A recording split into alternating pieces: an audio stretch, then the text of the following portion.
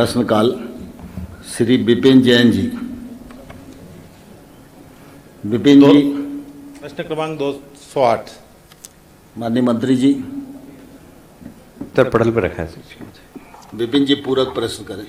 माननीय अध्यक्ष महोदय, मंदसौर में स्थित कालाखेत, जो कि मंदसौर का हृदय स्थल कहा जाता है, 2002 में वहां पर गृह निर्माण मंडल द्वारा 135 दुकानों का निर्माण किया गया। 145 दुकानों का, उन 145 दुकानों में से 104 दुकान सरकार द्वारा नीलाम की गई और 104 दुकानों का जो पैसा जिन व्यापारियों ने खरीदा था उनका सरकार को जमा भी हो गया।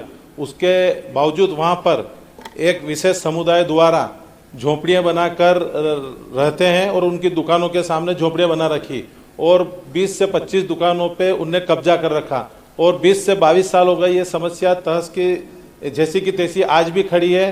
तो मेरा माननीय मंत्री जी से निवेदन है और मंत्री जी का जवाब आया है कि वहाँ पे दुकानों के बाहर उन्होंने झोपड़ियां बना रखी, लेकिन मैं माननीय मंत्री जी से निवेदन करता हूं कि वहाँ बाहर उन्होंने झोपड़ियां तो बना रखी, लेकिन 20 से 25 दुकानों पे सर उन्होंने वहाँ कब्जा भी कर रखा है। मैंने एक शून्यकाल लगाया था, उसमें सरकार का ही ये जवाब आया था कि 25 दुकानों पे तो उनका कब्जा भी है।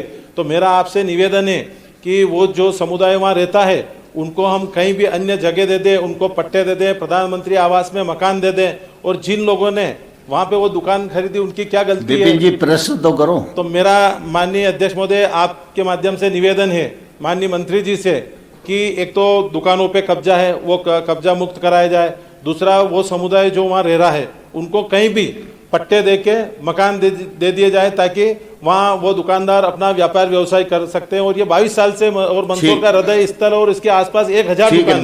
बैठिए बैठिए। माननीय मंत्री जी।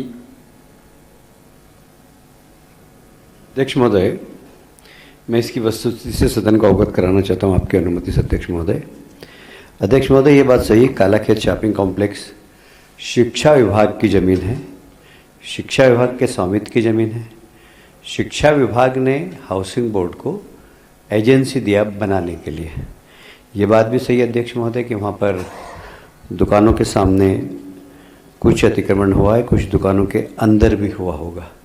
जैसा कि माननीय सदस्य बता रहे हैं, मैं इससे असहमति प्रकट नहीं करता, पर मेरी जानकारी में तो ये था कि दुकान के बाहर है, पर आप जवाबदार सदस्य हैं तो इसलिए मैं मान लेता हूँ कि दुकान के अंदर भी होगा।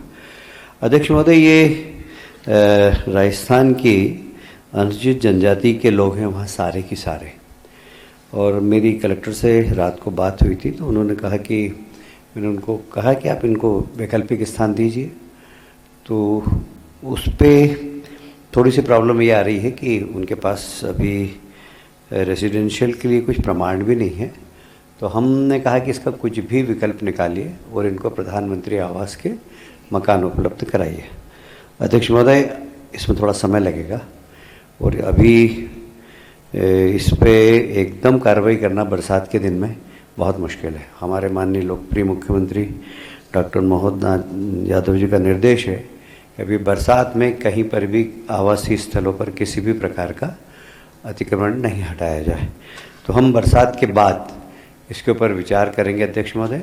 कलेक्टर महोदय को भी कहा है मैंने और नगर निगम को भी कहा है कि हमारी प्रधानमंत्री आवास योजना के माध्यम से हम इनको मकान दे सकते हैं क्या, क्योंकि प्रधानमंत्री आवास योजना में भी जो 2.0 में भारत शासन के निर्देश है कि उनके पास पट्टे होना चाहिए, उन्हें ही वो मकान मिलेंगे। हम उसका कोई रास्ता निकालेंगे, हम मल्टी स्टोरी बना सकते हैं और कैसे भी इसको फ्री करने के हम प्रयास करेंगे अध्यक्ष महोदय, और हम कोशिश करेंगे कि उनको भी अच्छा आवास मिल जाए और यहाँ पर जो अतिक्रमण है वो हट जाए। विपिन जी एक प्रश्न और कर सकते हैं। माननीय अध्यक्ष महोदय, मेरा आपसे निवेदन है कि पिछली बार भी जब मैंने प्रश्न लगाया था तो उस समय बारिश का समय था, तो कि बारिश के बाद हटा देंगे, 1 साल हो गए। मैं आपसे पूछना चाहता हूं कि वो कब तक खुली छत के नीचे रहेंगे? वो भी इंसान है, उनके बच्चे हैं, उनका परिवार है। तो 22 साल में सरकार उनके लिए कोई व्यवस्था नहीं कर पाई, तो अब क्या आपका कि वो बारिश के बाद उनको दूसरी जगह वैकल्पिक जगह दे देगी? क्योंकि उनके पास उनके आधार कार्ड भी बने हुए हैं, उनके राशन कार्ड भी बने हुए हैं। बैठिए। अपने उत्तर में पहले ही बताया कि प्रधानमंत्री आवास 2.0 में भारत शासन का निर्देश है कि जिनके पास पट्टा है उन्हें ही दिया जाए, पर हम उसका रास्ता निकालेंगे। कुछ हम मल्टी स्टोरी में उनको दे सकते हैं।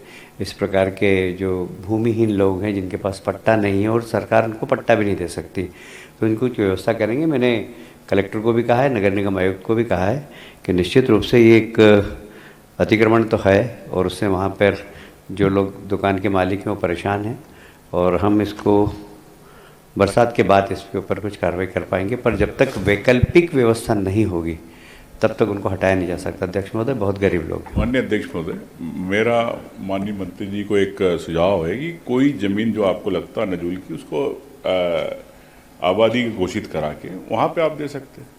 ये तो बारिश के बाद वाले एक समय सीमा में हो सकता है 22 साल हो गए, तो इस समय सीमा आ जाए तो ठीक है कि भाई ये कलेक्टर से आप जानकारी ले लें कि भाई आबादी हम कर सकते हैं, उनको वहाँ पे शिफ्ट कर दें। ठीक है, मंत्री जी ने कहा तो है बरसात के बाद कार्रवाई करेंगे, कलेक्टर को निर्देश भी दिया उन्होंने। जी कमलनाथ जी कुछ कह दें। बस छोटी बात